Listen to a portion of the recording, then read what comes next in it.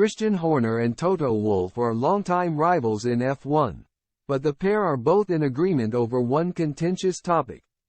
Christian Horner has claimed that the rule that means cars are in park firm conditions after FP1 during sprint weekends is a joke. The Red Bull team principal has followed in the footsteps of paddock rival T0to Wolff in questioning the long-term future of sprint races.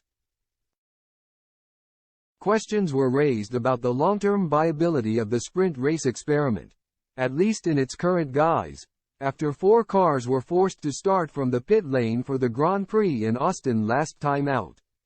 To make matters worse, Lewis Hamilton and Charles Leclerc's disqualifications were partially attributed to the restrictions placed on the teams during sprint weekends.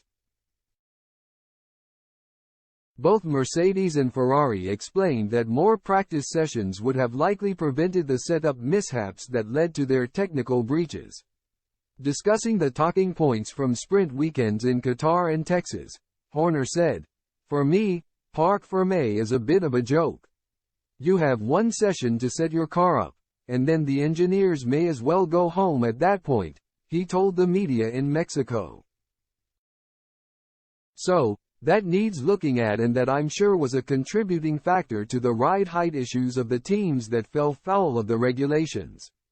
Effectively, it's just a long run on a sprint race. And there's no real jeopardy to it. There's no real incentive behind it.